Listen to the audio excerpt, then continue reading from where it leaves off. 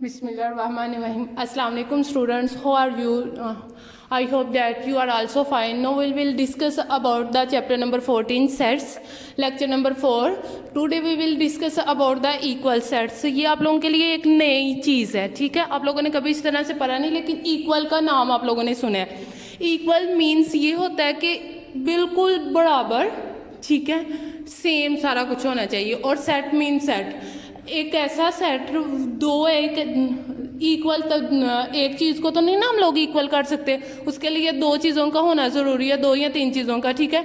इसी तरह से हम लोग टू सेट्स ले लेते हैं। अगर उसमें number of elements, number of elements उसे बोलते हैं जो उसके अंदर लिखते हैं हम लोग। एलिमेंट्स यही है ना, जो नंबर्स होते हैं किसी सेट में उसे एलिमेंट बोलते हैं।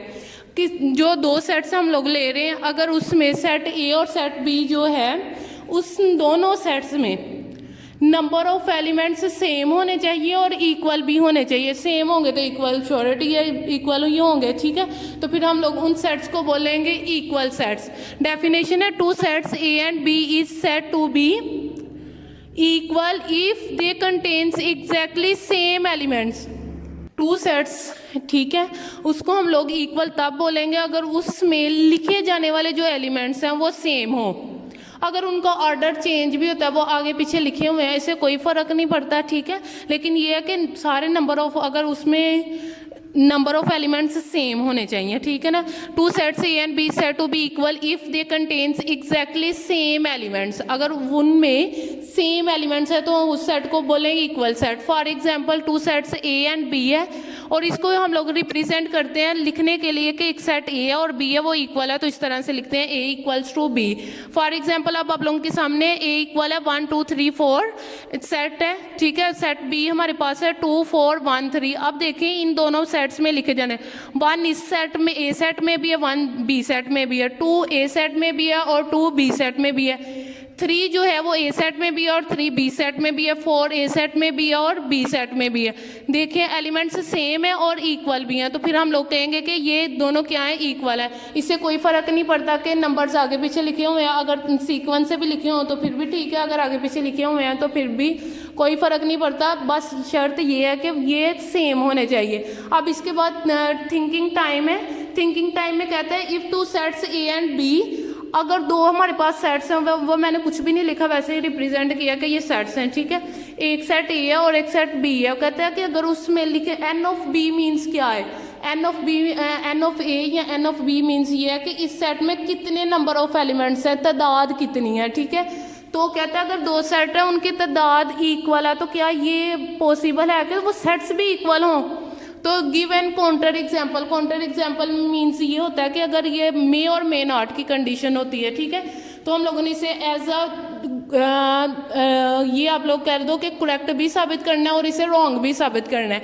तो इसके लिए सोल्यूशन में मैंने एक सेट लिया आप लोगों के सामने। ए सेट है हमारे पास ए बी सी और बी सेट भी मैंने लिए ए बी सी। अब देखें इन दोनों में लिखे जाने वाले नंबर ऑफ एलिमेंट्स सेम है, सेम भी है, तो इसमें भी 3 नंबर ऑफ एलिमेंट्स है 1 2 3, इसमें भी कितने हैं 1 2 3। N of A equals to N of B, मतलब इस सेट में भी 3 नंबर ऑफ एलिमेंट्स है, इस सेट में भी 3 ही नंबर ऑफ एलिमेंट्स है, तो फिर ये दोनों इक्वल भी हैं, तो हम कहेंगे and A equals to B. हम लोगों ने एक बात तो प्रूव कर दी, अगर दो सेट है उनमें तादाद सेम है, अगर एक में 3 है तो दूसरे में भी 3 है, अगर एक में 5 है तो दूसरे में भी 5 है। और दूसरा ये भी हम लोगों ने साबित कर दिया कि हाँ भाई वो दोनों इक्वल भी हैं। अब इसके बाद next counter example. Counter example मैंने आप लोगों के सामने ये एक ली है, देखिएगा, आई थिंक सो आप लोगों को नज़र आ रहा है। काउंटर एग्जाम्पल मैंने लिए, एक सेट है ए, उसमें मैंने नंबर ऑफ एलिमेंट्स कौन कौन से लिए हैं, 5 और 7 लिया, और एक सेट बी है उसमें मैंने कौन कौन से नंबर लिए हैं, ई और एफ। हम लोगों ने ये बताना है कि क्या ये इक्वल सेट हैं। इसमें देखें वी सी डैट कि इन दोनों, इस सेट ए में भी 2 नंबर ऑफ एलिमेंट्स है, 2 नंबर ऑफ एलिमेंट्स है 5 और 7, और बी में भी 2 ही नंबर ऑफ एलिमेंट्स है ई और एफ, ठीक है। तो दोनों में सेम नहीं कह सकते, लेकिन है इक्वल नंबर ऑफ एलिमेंट्स है, इक्वल भी हैं, ठीक है। अब ये तो हम लोगों ने बता दिया कि N of A equals to N of B, but इसमें जो एलिमेंट्स हैं वो इक्वल नहीं है।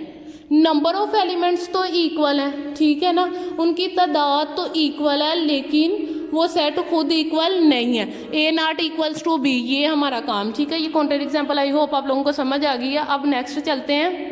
और हाँ, फिर एक बात फिर समझ लें, equal set, two sets equal तभी होंगे, पहली तो बात उसमें नंबर ऑफ एलिमेंट्स भी सेम होने चाहिए और इक्वल भी होने चाहिए, तादाद भी सेम होनी चाहिए और वो सेट्स खुद भी एक दूसरे से मिलते जुलते होने चाहिए, सेम होने चाहिए।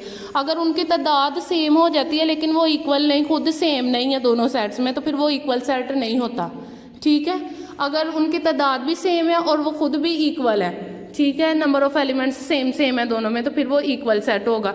अब नेक्स्ट आते हैं, हमारा जो है वो है एम्प्टी सेट। एम्प्टी सेट को समझने के लिए कुछ आप लोगों के सामने एग्जांपल्स लिखी हैं। ए सेट है हमारे पास 0 1 2, ठीक है, 1 2 0 1 2, और बी सेट में मैंने एलिमेंट्स लिखी है, बस 0 ही लिखा है। सी सेट में मैंने कोई एलिमेंट नहीं लिखा, बस वैसे ही रिप्रेजेंट कर दिया ब्रैकेट से। अब देखिए ए सेट में कितने एलिमेंट्स हैं, 1 2 3 3 हैं, बी में कितने हैं, 1 है, सी में कोई है नहीं है। तो जब किसी सेट में कोई एलिमेंट ना हो, कुछ ना लिखा हो, बस ब्रैकेट्स ही लगी हैं, तो उसे बोलते हैं एम्प्टी सेट। एम्प्टी मीन खाली सेट, ऐसा सेट जिसमें कोई एलिमेंट ना हो मीन्स वो खाली हो, तो उसे बोलते हैं एम्प्टी सेट। आई होप आप लोगों को समझ आ गई है। डेफिनेशन की तरफ आते हैं। A set which have no number of elements, ऐसा सेट जिसमें कोई नंबर ऑफ एलिमेंट्स ना हो इज कॉल्ड एम्प्टी सेट, उसे एम्प्टी सेट बोलते हैं, या फिर नल सेट, इसका दूसरा नाम है नल सेट, ठीक है। और इसको रिप्रेजेंट करते हैं 5 से, ये आप लोगों के सामने 0 लगा के कट कर दो उस साइन से, ठीक है, और इसे बोलते हैं 5। और या फिर अगर आप लोगों ने 5 से नहीं रिप्रेजेंट करना तो बस खाली ब्रैकेट्स ही लगा देनी है, उसके अंदर कुछ नहीं लिखना, ठीक हो गया। तो इसे फिर सी सेट को हम लोग लिख सकते हैं C इक्वल्स टू 5, उस सी सेट को हम लोग लिख सकते हैं C इक्वल्स टू 5।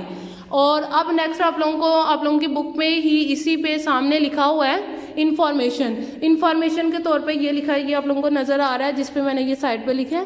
कहता है कि अगर ब्रैकेट लग के 5 भी लगा दे और ब्रैकेट भी लगा दे और 5 भी लगा दे, तो फिर वो ये रिप्रेजेंट करता है कि इसमें कोई ना कोई एलिमेंट है, 5 उसमें एलिमेंट है, ठीक है।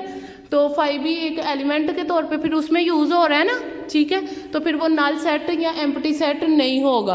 अगर यहाँ हम लोग बस अगर नल या एम्प्टी सेट को रिप्रेजेंट करना है तो यहाँ हम लोग बस खाली ब्रैकेट्स लगा सकते हैं, ठीक है, ब्रैकेट लगाए और कुछ भी ना लिखे अंदर। यहाँ ये कर सकते हैं या दूसरा ये काम कर सकते हैं कि बस 5 ही लगा दें, ठीक है। और ये भी समझने एक दफ़ा फिर आते हैं कि ए सेट में हमारे पास 3 एलिमेंट्स थे, बी सेट में 1 है, 0 एक एलिमेंट है ना, तो लेकिन सी में कोई नहीं था, इसलिए हम लोग सी को बोलेंगे एम्प्टी सेट। अब नेक्स्ट आते हैं अपने काम की तरफ। अब आप लोगों को आई थिंक सो समझ आ गई इक्वल सेट क्या होता है और एम्प्टी सेट क्या होता है, ठीक है। अच्छा, तो स्टूडेंट्स अब ये देखें प्रैक्टिस नोट 3, कहते हैं it is given that p equals to x such that x is a positive integer less than 1 and q equals to set notation में 0 लिखा है। क्वेश्चन नंबर फर्स्ट का जो ए वाला पार्ट है उसमें फर्स्ट में ये कहता है right the set p in set notation. जो सेट p है उसको आप लोगों ने सेट नोटेशन में लिखना है फर्स्ट वाले में। तो p सेट को हम लोग सेट नोटेशन में किस तरह से लिख सकते हैं कि कहता है कि वो इंटीजर्स आएंगे x is such that a positive integer less than 1 से वो वाले नंबर छोटे, 1 से वो छोटे नंबर आएंगे जो कि पॉजिटिव हों और 1 से छोटे हों, वो नंबर आएंगे सेट में जो कि पॉजिटिव हों और 1 से छोटे हों। तो अब बताएं 1 से कोई छोटा नंबर पॉजिटिव है नहीं। 0 को मैंने आप लोगों को पहले ही बताया, 0 does not consider as a positive nor as a negative. 0 को ना ही हम लोग पॉजिटिव के तौर पे कंसिडर करते हैं और ना ही नेगेटिव के। तो पॉजिटिव इंटीजर बताना है तो फिर कोई नहीं है, तो फिर हम लोग कुछ भी नहीं लिखेंगे, ब्रैकेट लगा के एम्प्टी ही लिख देंगे, ठीक है, समझ आइए। अच्छा, तो अब ये देखिए सेकंड पार्ट के सॉल्यूशन के लिए वो क्या कहता है। सेकंड पार्ट में उसने ये कहा है कि is p and set p and q are equal y। कहता है कि आपने ये बताना है कि सेट p और q इक्वल हैं, अगर नहीं है तो फिर क्यों रीज़न बतानी है साथ, ठीक है। अगर है भी है तो फिर भी रीज़न बतानी है, अगर नहीं है तो फिर भी रीज़न बतानी है उसे। तो p इक्वल्स टू हमारे पास एस p इक्वल्स टू कुछ भी नहीं है, खाली सेट है, एम्प्टी सेट, और q equals to 0, set 0, set में 0 लिख दिया क्योंकि उसने खुद ही बताया q में 0 है। तो क्या यहाँ पे देखें पी सेट में कोई एलिमेंट नहीं है लेकिन जीरो में है, तो फिर ये क्या इक्वल हो सकते हैं? नहीं हो सकते। क्यों नहीं इक्वल हो सकते? क्योंकि सेट पी में कोई एलिमेंट नहीं है और सेट क्यू में एक एलिमेंट है और वो कौन सा है? जीरो। ठीक है, पहली तो बात इसमें एन ऑफ, ये देखिएगा ग्रीन से आप लोगों को अब लिखा नजर आ रहा है N of P not equal to N of Q. N of Q में एक एलिमेंट है, ठीक है, मीन्स के उसमें कितने नंबर ऑफ एलिमेंट्स है? 1, और पी में कोई नहीं है मतलब 0। क्या 0 1 के इक्वल हो सकता है? नहीं। मैं आप लोगों को फिर एक दफ़ा फिर तो मैंने एन ऑफ पी मतलब पी में कितने नंबर ऑफ एलिमेंट है? कोई नहीं है, तो मीन्स 0 होगा। और एन ऑफ क्यू में एक एलिमेंट है, 0 है ना, तो एक एलिमेंट है, तो एन ऑफ क्यू में नंबर ऑफ एलिमेंट्स की तादाद कितनी है? 1। पी में तादाद कोई नहीं है मतलब 0 लिखते हैं तादाद के लिए, ठीक है।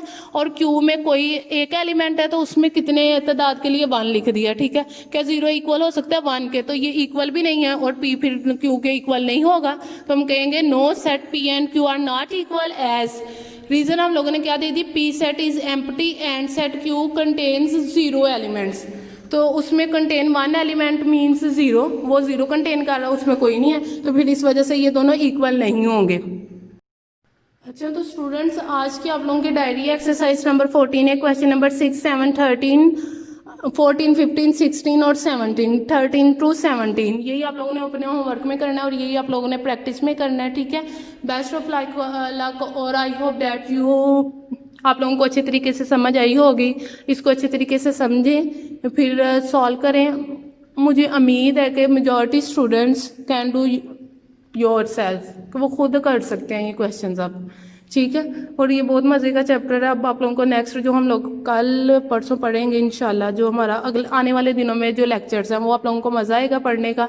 Best of luck students, see you tomorrow इंशाल्लाह। अल्लाह हाफिज़।